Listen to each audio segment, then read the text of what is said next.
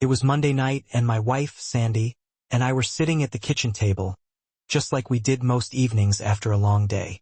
The kitchen was quiet, except for the faint hum of the stove. Sandy had made a simple dish, nothing fancy, just fried cauliflower with cheese sizzling away in the skillet. The aroma filled the room, blending with the faint smell of the leftover roast beef from the previous night. She served it up perfectly golden and crispy, just the way I liked it. On the side, there were some pickles. Their sharp tang balanced the richness of the meal. She knew I enjoyed them, and I appreciated the gesture, even though it was a routine we'd fallen into over the years. As she placed a plate in front of me, she handed me a pint of my favorite beer. I took a moment to appreciate it, thinking that the occasional strong beer on a weekday night wasn't such a bad idea after all. It was only Monday, and the week already felt long. I looked at her, and though she was smiling, there was something different in her eyes, a tension that I couldn't quite place. We had been together for over 14 years, so I could sense when something was off, even before she said anything. I felt a shift in the air, and deep down, I knew something was coming, something that I probably wouldn't like. I didn't have to wait long. Friday night, I'm going on a date with one of the guys from work, she said, her voice steady, like she was announcing something mundane. My heart skipped a beat, but I didn't immediately react. I just stared at her, waiting for her to continue. She must have noticed a shock in my eyes because she quickly added, "And before you get excited about it, it's just dinner. There's no sex involved, so you can put that idea out of your head." I felt a strange mix of emotions swirling inside me. This was the last thing I expected. I wanted to keep calm on the outside, but inside, I was seething. I tried to push the anger down, keeping my voice even as I replied, "It's not what I was expecting, that's for sure. But why?" Sandy sighed, like she'd been waiting for this conversation. "I want some excitement, something for myself. Things have gotten routine." Her words hit me like a punch to the gut. Routine, was that how she saw our life together? I bit back the urge to snap at her, trying to stay composed. "So now it's my fault things have gotten routine?" I asked, my voice tight. She shook her head quickly. "No, that's not what I'm saying. It's just dinner, okay? There's no sex involved, so don't jump to conclusions." I was quiet for a moment, thinking about the past week.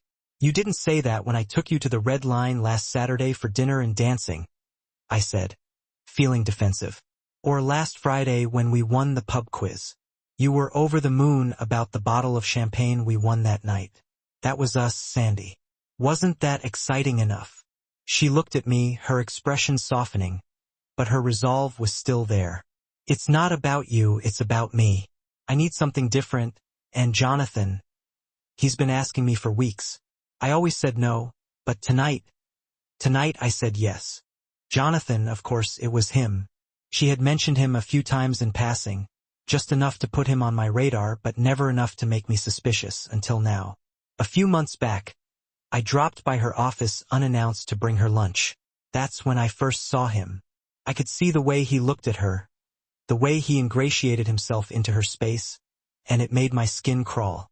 But she brushed it off back then, and I didn't push. "What's his deal?" I asked, trying to keep my voice level.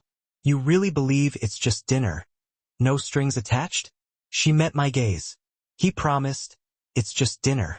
I didn't believe it for a second. The next 2 days were cold in the house. We went through the motions of our normal life, but the weight of her confession lingered in every interaction. By Wednesday, the distance between us had grown. She came home late that night with bags from the supermarket, but I noticed something strange. 2 bad eggs, one tucked inside the other. She thought I didn't see it, but I did.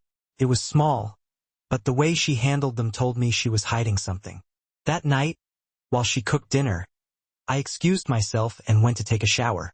I couldn't shake the feeling that something wasn't right, so I quietly slipped into the far corner of her closet. There, hidden beneath some old clothes, was a bag. Inside was a sleek satin blue dress, the kind that looked far too elegant for just any night out. A new pair of stockings were stuffed into the bag as well. My stomach twisted. Was this for Jonathan? Was she dressing up for him? I didn't take the dress out, I couldn't without giving myself away, but the discovery nodded at me. I told myself it could be a surprise for me, but I doubted it. Thursday morning, I left the house at my usual time but called in sick to work. I needed to think, needed to prepare. That night, she told me they'd be leaving early on Friday for their dinner. So by the time I got home, she'd already be gone. She probably didn't want me to see her in that new dress. I couldn't take it anymore. Before she left, I confronted her. "Where are you going on this date?" She narrowed her eyes. "I'm not telling you. You'll just show up and ruin it." The word stung. "You need to think about what you're doing, Sandy. Going on a date with another man, not your husband, and you won't even tell me where you're going. I won't stand for it." Her face was incredulous, like she couldn't believe I was making this a big deal. "You won't do anything. You love me." "I do love you," I said, my voice quieter now. "But do you want to test that?" Her face fell and she looked away. "Besides," I added, "does your company have a morality policy? Would they care if they found out?" She froze. "You wouldn't, would you risk it?" I could tell my words hit her. I had warned her, laid it all out.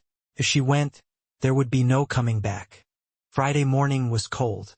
I left early for work, not wanting to face her, but I made sure to get home earlier than usual. Her car was in the driveway. I stepped inside, quiet as a mouse, and waited. 15 minutes later, I heard the shower stop. I went up the stairs and there she was, standing in front of the mirror in that satin dress. She looked stunning. "So that's why you didn't want me to see you," I said, picking up the empty stocking package on the bed. She glanced at me, embarrassed. "You're not having sex with him, but you're going out looking like this?" She was silent, but her face said everything. As she stood in the kitchen, tension crackled in the air between us. My frustration boiled over as I asked, "If you're so unhappy, why are you even with him?" She hesitated, her eyes shifting as though searching for the right words. "I want something different, something exciting," she finally muttered, her voice barely above a whisper, as if she was unsure of the admission herself. Before I could respond, the sudden chime of the doorbell sliced through the moment. It was sharp and intrusive, like the final piece of a puzzle I didn't want to solve. I walked downstairs, not waiting for her, but she followed, her steps slower, filled with an unspoken dread. As I reached the door, there stood Jonathan. His expression said it all. He hadn't expected to see me there. We had finally reached the point of no return, and I knew it. I gave her one last choice, one last chance to decide. "If you step out of this door with him, we're done for good. You can come back." She froze, wavering, before shaking her head as if she was convincing herself. "No, that's not going to happen. You love me, don't you? Want to take a chance?" Jonathan, always the opportunist, smiled at her. His confidence unshaken, he stretched out his hand toward her, his voice smooth. "Sandy, it's time to go." That simple gesture combined with his words seemed to decide it for her. She walked toward him, the decision made, and stepped over the threshold, leaving me behind. I moved toward the door, squeezing past them onto the porch. "Sandra," I called, stopping her in her tracks. She turned, looking at me, her face a mask of conflicted emotions. Reaching into my back pocket, I pulled out a crisp envelope containing the divorce papers I had prepared for this moment. I also pulled off my wedding ring, the symbol of everything that was ending, and dropped it inside the envelope, sealed it and extended it toward her, expecting her to take it. She hesitated, her hand unmoving. Jonathan, with his hand still outstretched toward her, was closest, so I turned and placed the envelope into his waiting hand. "When you're done sleeping with her, make sure she gets this," I said, my voice cold and final. Without waiting for a reaction, I walked to the side of the house.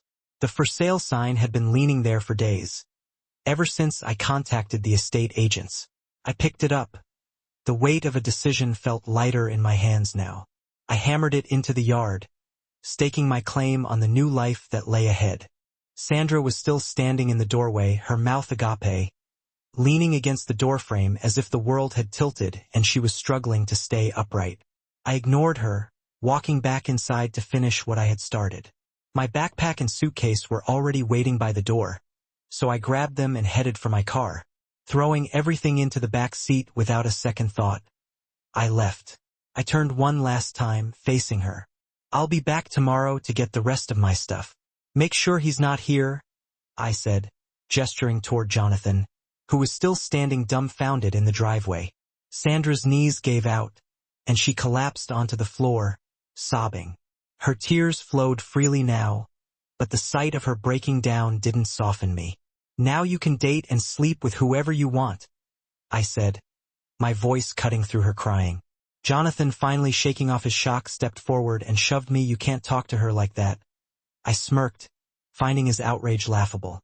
"Oh, that's cute," I said, feeling a dark sense of satisfaction. The security cameras I had installed were capturing everything, documenting every moment of this disaster. I stepped forward swiftly, bringing my knee hard into his stomach. He crumpled, gasping for air, and then vomited onto the ground. Sandra was still lying on the floor, her tear-streaked face turned up toward me in disbelief. I leaned down slightly, my voice low and menacing. "Don't mess with me. I'll be back tomorrow." With that, I left, driving to my parents' house, where they had been waiting for me, knowing this day would come. I spent the night in the safety of their home, the finality of it all sinking in. The next day, Saturday, I returned to the house to collect the rest of my things. Jonathan was gone, and the silence felt like a reprieve. Sandra was still there, though more broken than before. She looked desperate, pleading with me to stay, but I had nothing left for her. "You're going out with coworkers, dressed like that. It's clear you don't respect me," I said, my voice cold. My eyes scanned her outfit, a painful reminder of all the small betrayals. "It's only a matter of time before you lose your way completely. I'm not waiting around for that." I had received a good offer on the house, so I offered her one last olive branch. "I'll help you find a place. You'll get half." I didn't wait for her response. I finished packing up the things I wanted, leaving behind what no longer mattered. Without a final glance back, I drove off, heading for the new life waiting for me. The house, the memories, and the lies, they were all in the rearview mirror now. I wasn't just leaving her. I was leaving the pain, the betrayal, and the chaos that had consumed me for too long. And in that moment, I knew I had won.